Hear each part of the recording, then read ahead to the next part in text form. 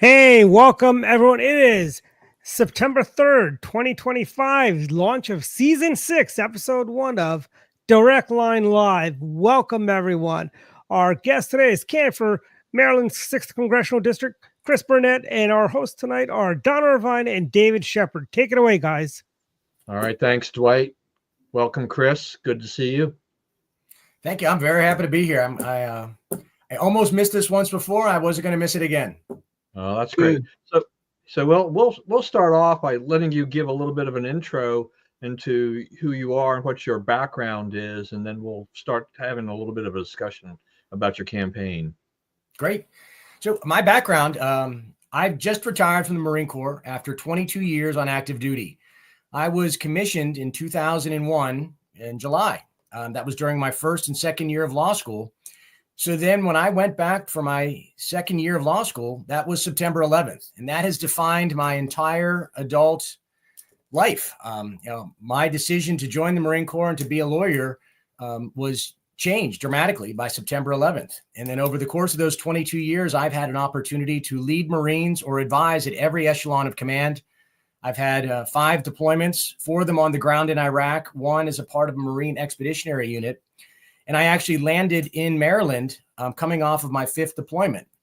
So over the course of those 22 years, I got married, had 4 kids. And then when we arrived here, my wife had said, no more deployments, no more Marine Corps.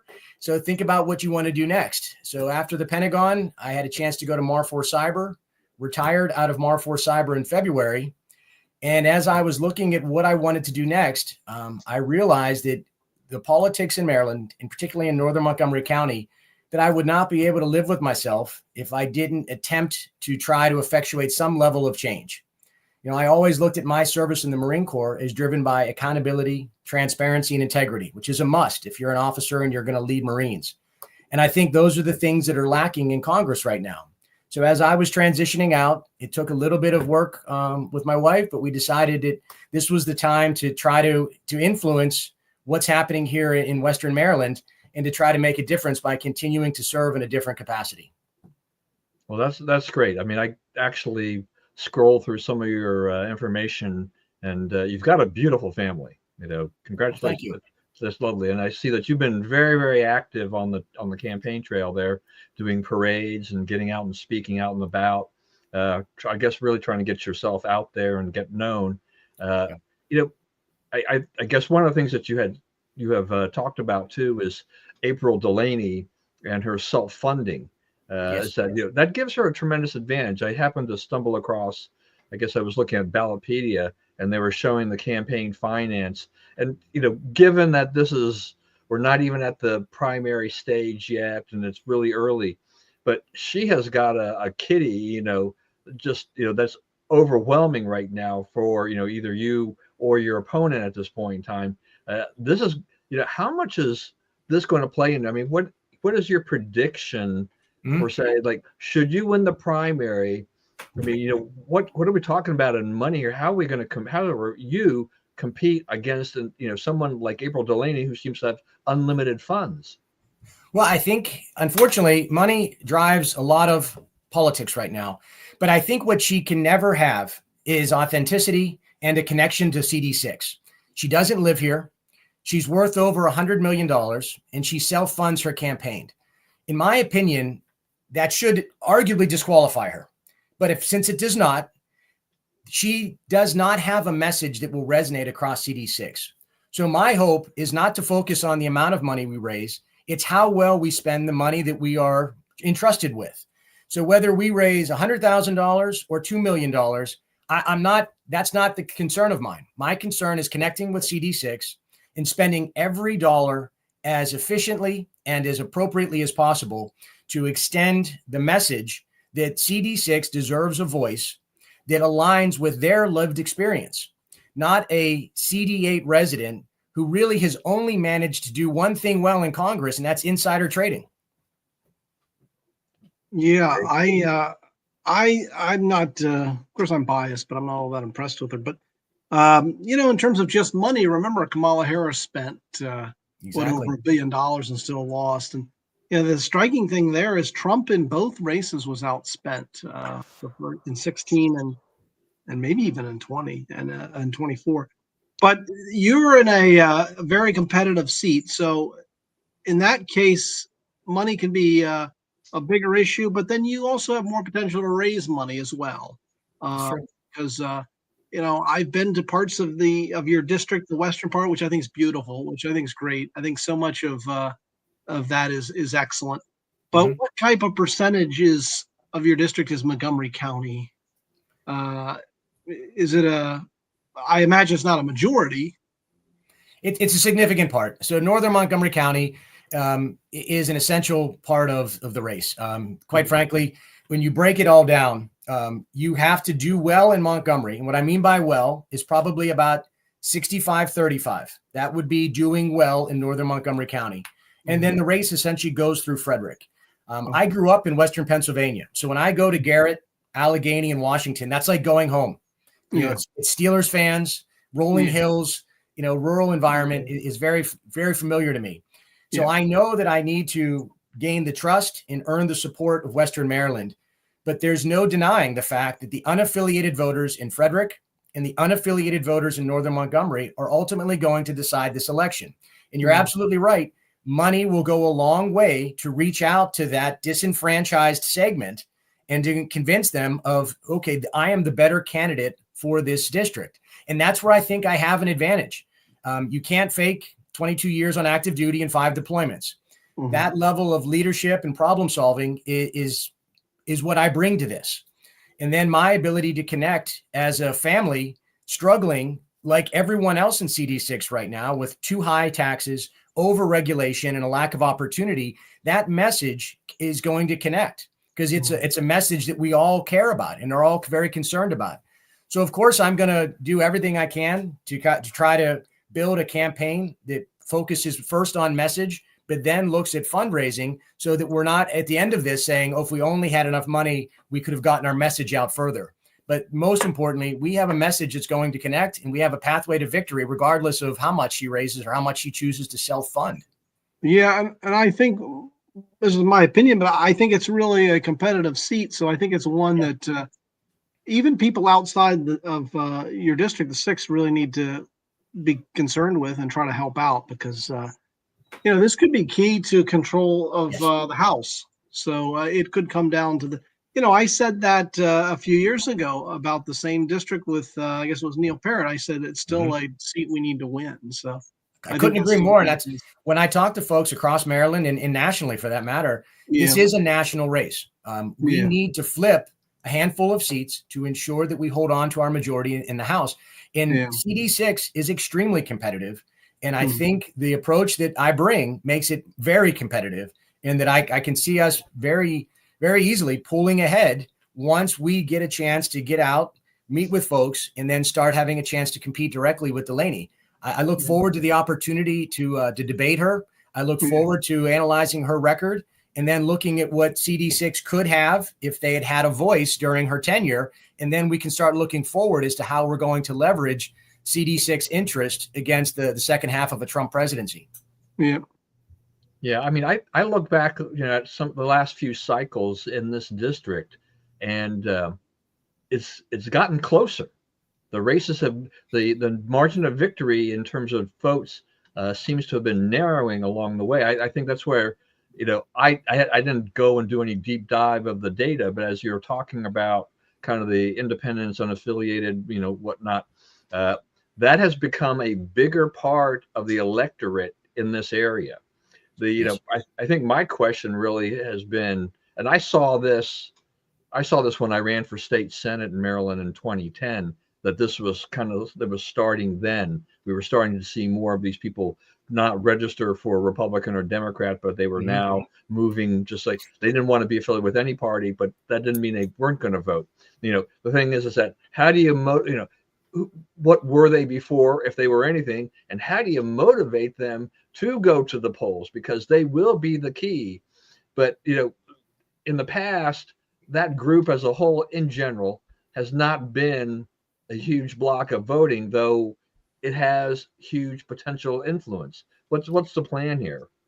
Well, clearly you have to have a message that's going to resonate. And I think where people have become disenfranchised with politics is that we've lost any sense of an authentic voice.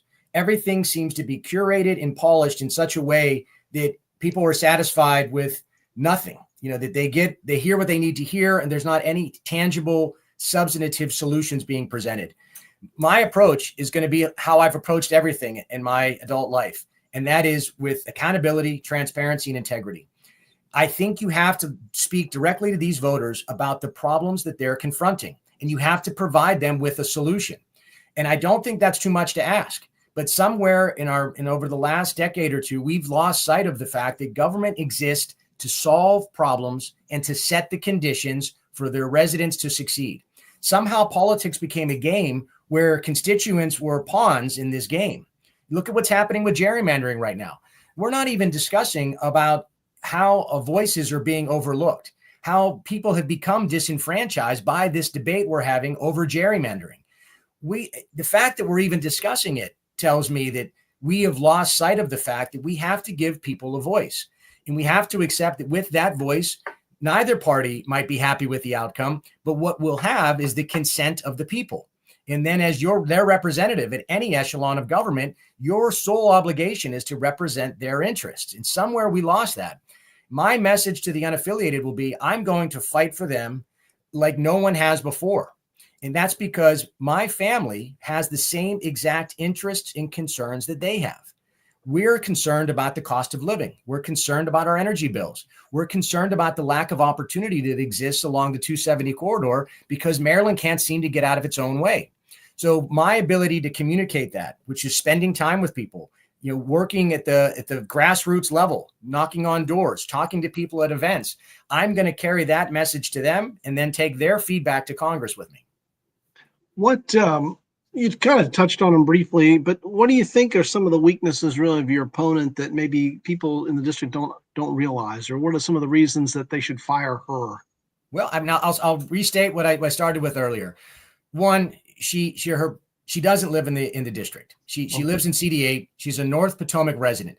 That is absolutely allowed. You only just have to be a resident of the state where you run. So I think that should be disqualifying. But if it's not disqualifying, then it should be something that voters know about. She does not have the lived experience that they have. Then you look at the second part of that. Why does she live in North Potomac? It's because she lives in a $4 million mansion and she has a net worth of over $100 million. Where again, her interpretation of cost of living impacts is going to be very different from somebody who's living paycheck to paycheck in Northern Montgomery, Frederick, or certainly out into Western Maryland. And then you also look at what has she done. And in my opinion, there's two things that any congressman or congresswoman can do.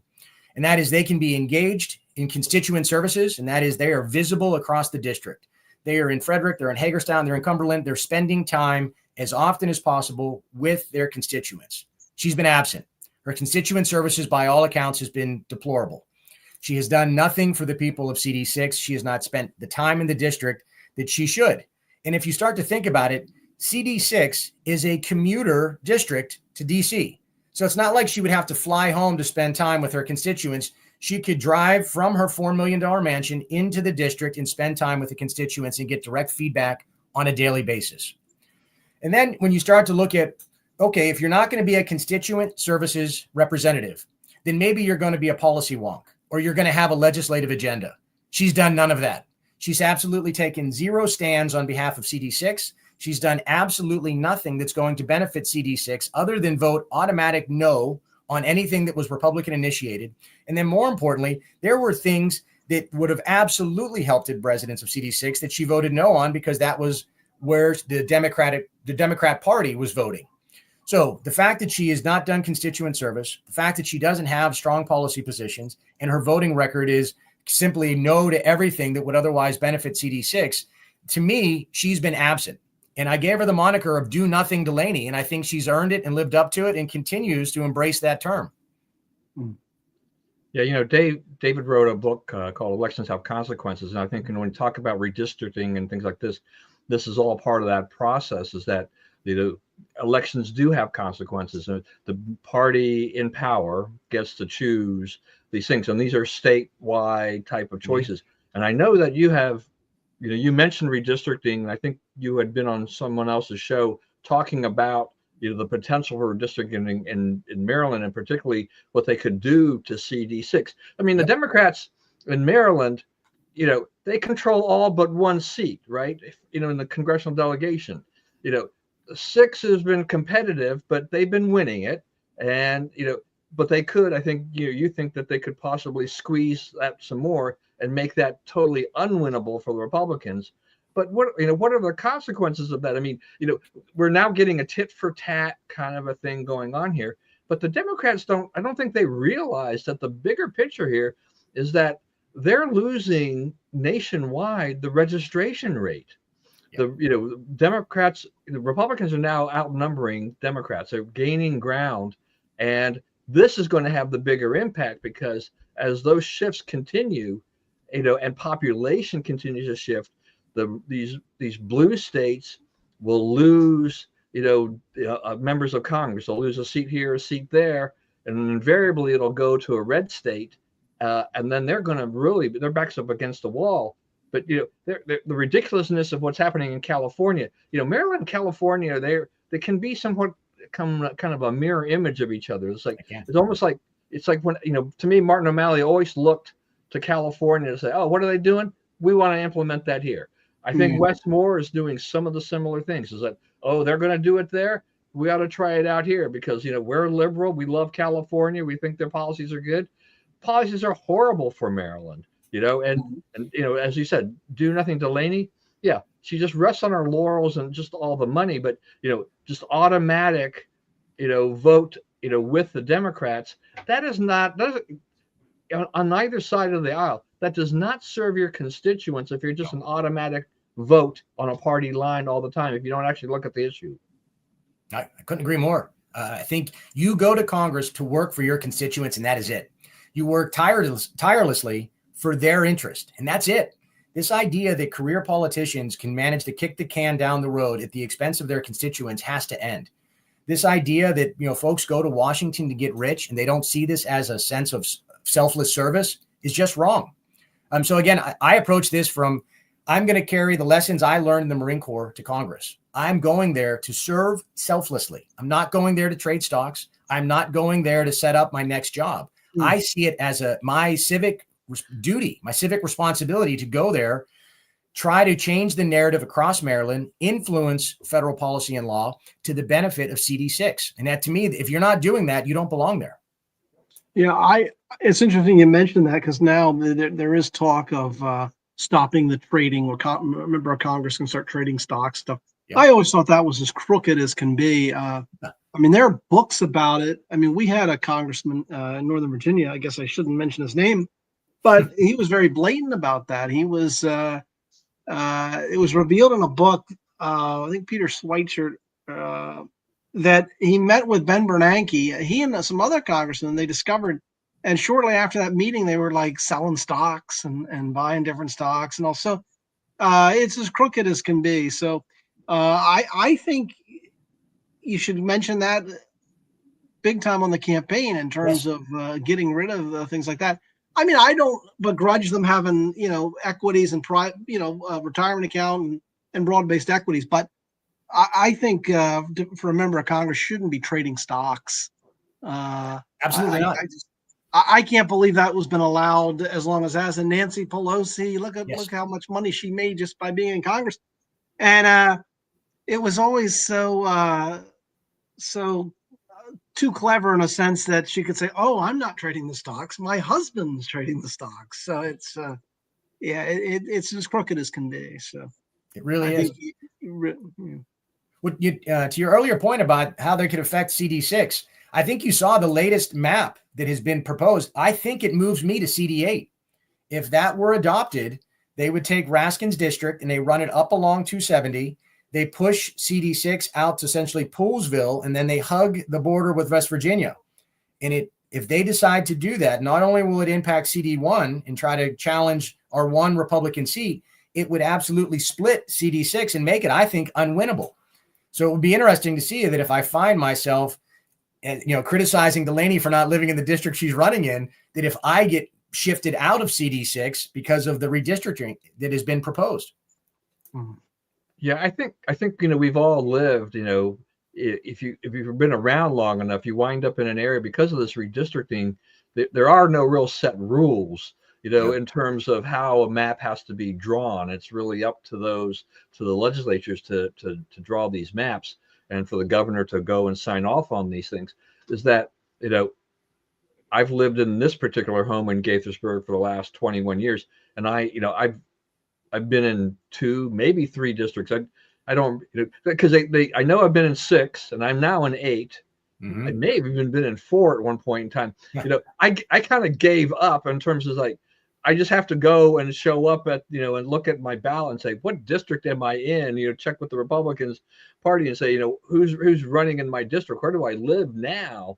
Because it's just kind of a crazy quilt. And I remember, when Roscoe Bartlett, got redistricted, what a mess that was. I felt terrible for Roscoe. He'd been serving the people in his district for a long time, and then the new maps came out, and then he now had to take care of part of Montgomery County. He had no connection to Montgomery County. His area was all up, in Frederick and all these other areas, and now he had to do this. So I think that year he actually came down and marched in the Gaithersburg Labor Day parade to try to build some connection. He lost his race, and he's now living somewhere off the grid, and kind of an interesting thing that goes on there. But you never know. I mean, CD8, I have no voice. I mean, Jamie Raskin's seat, it's like, this is crazy to me that I can just sit in the same house for 21 years and just get bounced around like a ping pong ball, and be subject to the whim of the Democrat legislature to say, well, we need to shore up this, or we need to do this. If they try to make this unwinnable, it's just like, what would be wrong? I mean, or is there anything wrong with trying to come up with something and let the chips fall where they may? Is using something that is maybe AI generated, with some checks and balances of some sort, and just kind of let it take the population and the number of congressional seats that you are awarded, and just try to keep the districts as compact and as contiguous as possible, and then see what happens. We're already getting to the point where, the set aside districts, I think there's a big case coming up in the Supreme Court about, should we have a minority district, a minority black district, or, these Latino districts? Why do we need those? This is America. We are one America. Why are we dividing the people up into these little pots? Yeah, go ahead. I'm sorry.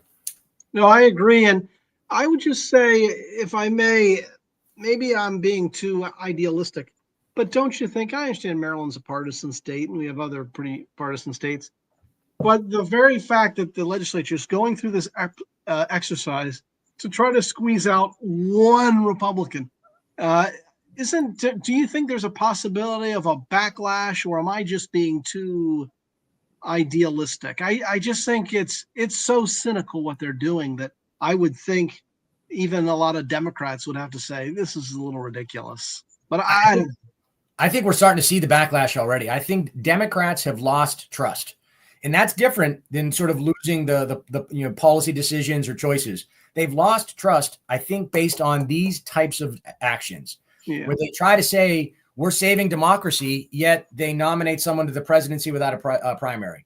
They claim that they're going to combat gerrymandering by doing more gerrymandering. Like, to me, they've just lost the messaging battle entirely because they don't stand for anything. I think this was the logical conclusion of identity politics. So I think we're seeing the backlash already. And I think if they push forward with this and things continue as they're going, which is there is progress on the horizon. I see the economy turning around. I see peace breaking out. I see opportunity on the horizon, that whenever those things hit, whenever some of these positive outcomes start to come into play, and you still have lost trust. The Democrats are not providing an alternative form of governance. They're just only attacking Trump and everything he stands for. I think you're going to see potentially a red wave at the midterm, which would be unusual to have the party in power getting the benefit of a midterm election rather than what you traditionally see, which is the party in power gets hit pretty hard in the midterm election. So I think we're seeing it, and I think we might see more of it depending on how this plays out. Yeah, I mean, I think you're onto something there too, because I think the Democrats think that they can use this whole gerrymandering and this redistricting thing in Texas to their advantage and say we're going to go and fight back and do this. Of course, other states like Indiana and saying like, well, look, we'll go there and we can do that and we can squeeze out the Democrats. And this, to me, that's just that race to the bottom. We don't need to do that. I am perfectly fine with once every 10 years. Let's just count everybody up, and do things. I don't have a problem with President Trump saying, we should only count the people who are legally here, right? Yes.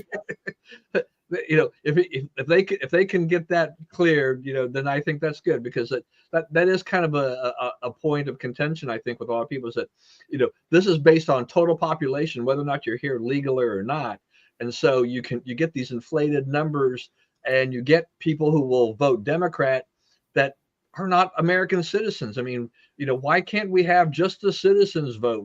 Where are all these other people voting? There's a lot of mess going on here. But the Democrats they made a farce out of this thing, particularly in California, because they have an independent redistricting commission that they asked the voters to approve. Now what they're going to do is they're going to ask the voters to suspend that commission so they can squeeze like 4 more seats out of California. Well, I mean, how hypocritical can you get? You've got Eric Holder having this organization about fair redistricting. This is all just a farce. It's a lie. It's a left-wing lie on their part, and I don't think it's going to work. I think, as you said, I'm not sure we're going to see quite a red wave, but my initial concerns over Congress, Republicans maybe losing control, in 2026 because it's a midterm. I'm feeling a little bit better, because even if you attack Trump on tariffs or the deportation, things like that, the National Guard rollout or whatever that he wants to send to other cities and whatnot, the fact of the matter is that the Democrats are still in disarray. What do they stand for? You kind of alluded to it, is that I hate Trump. We hate Trump. That's basically their only message. There's nothing. I don't see them doing anything else. They haven't provided an alternative. They don't stand for anything, and they're not fighting for anything. They're just trying to tear down or tear apart everything that they don't like. And it's a shame. They're on the wrong side of law enforcement. They're on the wrong side of the rule of law. They're on the wrong side of immigration. They're on the wrong side of border security. They're on the wrong side of foreign policy. And they've backed themselves into this corner where, even though what's best for the country, what's best for the citizens of this country, they find themselves at odds with those positions because they have to come out in opposition to Trump. And then when you start to look at what they've done in education with the boys and girls sports, and how they've conflated this whole issue of gender and how they're trying to infiltrate schools with indoctrination versus education. I mean, these are indefensible positions. I mean, I celebrated the Mahmoud decision because it was the first real pushback of how school boards have completely lost sight of what they're organized to do, which is to set the conditions for students to learn, not to indoctrinate them on some political ideology or some nonsensical approach to inclusivity. If you want to be inclusive, enhance their critical thinking skills so that they can embrace complex ideas. Don't shield them from reality and then provide this false alternative in the name of inclusivity. And I think the Democrats are just on the wrong side of a lot of issues, and they've backed themselves into this corner. Yeah. A good example of hypocrisy on this threat to democracy stuff. And I'll be quick, but this is a story a lot of people haven't really been following on, but I wrote a column about it. In Michigan, a lady got elected to Congress. She gave up her state Senate seat, and that was back in January. Do you know that state Senate seat is still vacant because the governor is not calling us has spent the whole year not calling a special election because the Senate in Michigan is 19 to 18. It's a competitive seat. If Republicans win that, they tie the state Senate. She needs to get her agenda through. Well, Friday, she finally gave in and relented and scheduled a special election. You know when it is? In May of 2026. And it's just a story that I don't know that isn't getting much play. And I wrote a column about that it just shows this whole notion of a threat to democracy. Nobody's talking about that. They're talking about Governor Abbott and what he might be doing with redistricting. But Governor Whitmer up here leaving a state Senate seat open, vacant, where they don't have representation, those folks in the 35th legislative district. But anyway, I know I digress from Maryland, but just as an example of sort of the hypocrisy that the Democrats are engaged in. So, well, Dave, that's still a good point though, because I mean, Whitmer, this is out of character for her in the sense of in previous years she has called for quicker elections. I mean, I don't even know if there's a case across the country where a governor has not scheduled a special election for a vacant seat within a few months at the very least. The fact that she's going to be going, how is it, 15 months or something like that, 16 months, and then after that's so I should say May. There's an election in November. I mean, you got to be kidding me, right? I mean, this makes absolutely no sense whatsoever on this. It must be a quirk in Michigan's constitution or the law that they'd give such broad power to a governor. I would think most constitutions and laws says that you've got 30 days or something to have the election, or 45 days. There's no excuse for anything really less than that, because you would just tell the parties, you nominate, okay, tell us who the nominee is, we print the ballots, and then pick a date. That shouldn't take you longer than 30 days, I would think, or 40 days. I think what's happened is that when a lot of our founding documents and a lot of the things that have occurred, they didn't expect career politicians to leverage sort of biased approaches to this process. They expected leaders to step into the role and lead, which meant they were bound by their obligation to the people. And so things that went unwritten or unspoken were implied, because they were an extension of leadership. You're going to lead. You're going to do things that are in the best interest of the people of that state or this country. And we now find ourselves grappling with vague language or absent language like, they must not have thought of this. Now, I guarantee you these folks thought of this and just never expected to have to write down that, hey, when you're in a leadership position, you might have to do things that are contrary to your self-interest, but are in the best interest of the people that you work for. Yeah, that's true. Yeah. I mean, I want to step back to you talking about all this stuff with the kind of the whole girls sports, boys sports, so this kind of a thing like this. This is President Trump has made a very big deal about this, and where it kind of languished for a number of years as it was starting to bubble up, with the whole Leah Thomas thing. We're seeing a tremendous change in what's happening there. The NCAA has had to adjust their policy now. We're seeing more people speak up about this. I mean, there'd been an outrage, but it was never able to really take root in this, because the Democrats, the liberal press, they would just not, they would ignore it. They were just like, no, you have to have equality across all things. But, you're a parent, you've got boys and girls in your family. It's like, this is probably the last thing you want to do is see this happen, for your kids. If they play sports, you don't want the opposite sex, people who identify, as a girl in the boys' locker room and vice versa. You don't want that to happen. That's not the way it's supposed to be. I'm glad that we're seeing some change in this. What do you see? I mean, President Trump has been, kind of dismantling the education department. I mean, what do you see, potentially as a future member of Congress in terms of what else needs to be done at the Department of Education? Is this going to be something that, you hope to see go away, or just operate as something very small, and help out, but just not really interfere with what the states are doing, but something else? Well, going back to my original statement of accountability, transparency, and integrity, if there is a role for a Department of Education, it should be to facilitate coordination and to facilitate funding in some de minimis way. I do not think we should have a robust Department of Education that is sitting as a bureaucratic monolith of getting in the way and absorbing resources. If we are going to have one, then it should only exist to look for ways to provide some assistance to states where it's needed, to ensure that there are some level of continuity and consistency across all of state-run programs, but I do not see a large role for the Department of Education. When you look at when it was created to where we are today, there has been a precipitous decline in performance and then an exponential growth in the cost of education. And if that is in any way, shape, or form related to the Department of Education, then it has been an absolute failure. I'm sure there are other variables, and that's an oversimplification, but I do not see a large role for a Department of Education going forward. I think it is within the purview of states, and that I do think that if we get back to focusing on education and focusing on parents having a voice and parents having a say in the curriculum and the progression of their children, we don't need a Department of Education. Mm-hmm.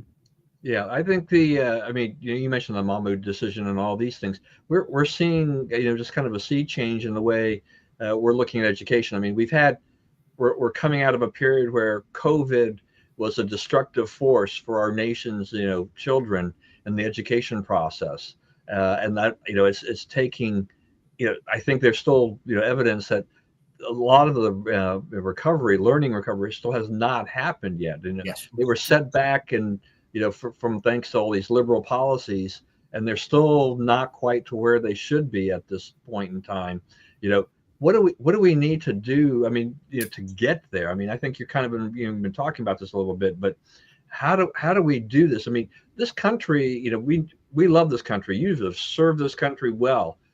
How do we make this country great again in the sense of education, make education great again, get our superiority back so that we're really training and bringing up the bright minds, where we've now fallen behind? I don't think it's a complicated problem. I think we've lost sight of education. I think we've lost sight of the most important thing that we do, which is you are moving a child through a process of continued challenges. And that if you focus on education and you focus on this iterative approach to learning and more complex ideas, you will succeed. But whenever we lost sight of holding kids accountable to learning and having measurable standards, and then also saying that not everyone's going to get an A, we have to say, look, we're going to set the conditions for children to succeed. Not everybody is going to be a straight A student. Not everybody is going to go to college. I think we have to look at what we're teaching and why we're teaching it. I think the fact that we've lost sight of the value of vocational schools in high school and secondary education is a travesty. If you start to think about, schools used to be about creating a pathway for children to learn, focused on fundamentals, things that they were going to use in terms of critical thinking across a broad set of careers or career choices. And we've now reached this point where we seem to be focused on inclusivity and self-esteem and all of these other things that don't foster critical thinking. I think we have to get back to teaching the classics, focusing on math and science, and then ultimately providing vocational choices either in high school or through community colleges and state schools, so that if you have a child that is moving through the schools and shows a propensity for excellence, then AP courses should be offered. If somebody is struggling, then they should have an opportunity for some level of assistance or to look at a pathway that's going to suit their learning style or needs. And then most importantly, we create a pathway for kids to feel good about a vocational path that's going to reward them with an incredible skill set that's going to give them a pathway to middle income and give them an opportunity to engage in the entrepreneurial spirit that we've lost. I'm amazed when I talk to young people and they just don't even think about owning a business anymore or starting a farm. In their mind, it's just too much work, or doesn't have the reward of income and lifestyle. At the end of the day, we want to encourage kids to challenge themselves, create pathways where they can find fulfillment and purpose, and most importantly, to reclaim that entrepreneurial spirit that has defined the American way for hundreds of years. Yeah, well, that's really interesting. I mean, let me ask you this then. I mean, do you think that, what we part of this losing our way is that we've kind of made the kids a little bit lazy? Yes, 100%. And I say that as a father of four and a Marine Corps officer. But I mean, the idea of learning is that you put children in settings that is going to challenge them. And that's the beauty of learning. You have to allow them to fail so that they see their limits. And then you encourage them to move past that point of failure with confidence. And the way you do that is you teach competency, which creates confidence. And we've seemed to have lost sight of that anything that makes a child uncomfortable, we've eliminated. We've said, no, just try your best and you'll get an A. And if you believe in yourself, you can do anything. I think we have to get back to challenging children in a way that allows them to experience a setback, that allows them to experience working very hard and falling short, and then saying, okay, how do we now make a plan for you to close that gap between where you are and where you'd like to be, whether it's in academics, it's in athletics, or in some other pursuit. So I think we've lost sight of the fact that learning is often done in places where we're uncomfortable. And if we can allow children to learn and be uncomfortable, then that's the best thing we can do. Yeah. Yeah. Go ahead, Dave. Well, yeah, I think you're right. I think you got to challenge people, and you got to challenge the kids and the young people. And it's like, what was George Bush's line, the soft bigotry of low expectations. I think for a lot of people, we have low expectations, and that hurts them. And I think this generation coming up, all generations really do need to be challenged. And it's sort of our job to do that. And, not just keep making excuses. And it seems this is also another attack on the Democrats. It just seems that they always have an excuse for everything. It's like no responsibility, but lots of excuses. Right. I think we're moving through the era of victimhood. Yeah. I think we went through and we revisited and maybe we corrected some wrongs, but we got to a point where if you could claim a victim status, that somehow was an alternative to accountability. That was an alternative to growth. You could say, well, I can't do anymore because I'm claiming this exception. Now, I'm not saying that to diminish anyone's experience or to say that it wasn't a valid concern. But what I am saying is we have to start holding ourselves accountable. We have to start telling children, yes, you can do anything that you believe in, but you have to be willing to work for it. And we have to show them the value of hard work, that the more time you put in and the more effort you put in, the greater the reward. But if you put in no effort and you still get the reward, we're sending the wrong message. And that gets back to how we make education great again, is by simply focusing on the basics, creating a pathway for excellence, not just academically, but for some students, it's going to be in athletics. Some students, it's going to be in vocational interest. And others, it might be in an academic excellence. But you have to set the conditions for children to grow and be uncomfortable in a way that's going to allow them to develop. I agree. All right, we're rounding up near the end here. Just a quick question to you about the kind of the law and order and the crime thing. We've seen, the District of Columbia with the National Guard. Trump can do that because it is the District of Columbia and the feds have the control over that. And he's talked about sending, helping out. I'll say helping out, other cities in like Chicago. I mean, he's talked about, I think, even Maryland and Boulder. Governor Moore has been, bucking, back and pushing back on all of that.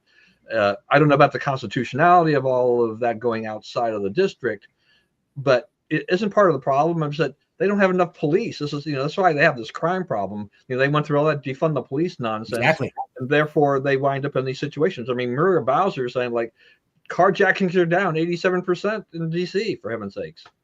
Now, I'm glad you brought that up because I haven't heard that as much as I think it should be said. These are the same folks that 4 years ago were saying police are criminals in uniform and that we need to defund them. And now in classic Democrat fashion saying, you need to give us more money because we need more police. We need more vehicles. We need all the things that we didn't want 4 years ago. So I think they have no credibility whatsoever right now. I'm not a big fan of sending federal troops out, but I will say what Trump is doing is exactly what is needed if you have leaders that are unable or unwilling to provide for the safety of their citizens. In this political game that we're playing right now it's a dangerous one because we're playing with people's lives. And I think Trump is doing the right thing. And to answer your question about federal troops, when federal troops they'd have to be invited, or there would have to be some kind of a threshold of unable or unwilling to enforce the laws. And I think Trump is aware of that. I think President Trump has said, look, you have to ask for our assistance or we'd have to see some exigent circumstance. We saw an exigent circumstance in California, so he nationalized the National Guard. In Chicago, you don't have that same circumstance. So he's come out and said they'll have to ask for our help. And if they ask for it, we'll give it to them. The reason why I don't like federal troops on the ground is, unfortunately, they're not always trained for some of the nuance that's needed in terms of law enforcement. So whenever they're involved, it's usually to set a broad perimeter to allow the limited number of police officers to do the police work. And then you have a perimeter or sort of a containment where you have additional troops available to serve as witnesses or to provide containment, but you still have law enforcement effectuating arrests and detention and investigations. So, and to finish that point, we can't support law enforcement enough. Those guys go out and do what I believe is one of the hardest jobs in the world. As a Marine deployed, you knew which direction to face and you knew who the enemy was and you knew what to do when you encountered them. The fact that you have police that go out every single day and go into unknown situations and they're being asked to de-escalate and assess the criminal behavior of what's going on is a very difficult task. So we can't give them enough support. And if using the National Guard in a limited capacity will allow them to do their jobs better, I fully support that. All right, we are out of time. Thanks for joining us tonight. Before you go, please let us know how people can find you, get more information on your campaign. Great. BurnettForCongress.com is the website. From there, you can sign up for our newsletter or volunteer. We'll also have postings there. We've got several events coming up in Frederick and Washington counties over the next month. We've got a few events coming up here in northern or upper Montgomery. So go to the website, sign up for the newsletter, sign up to volunteer, and then look for us either doing some door knocking or getting out and running a 5K or hitting a parade. All right, that's great. Thanks for joining us tonight, Chris. Thank you very much.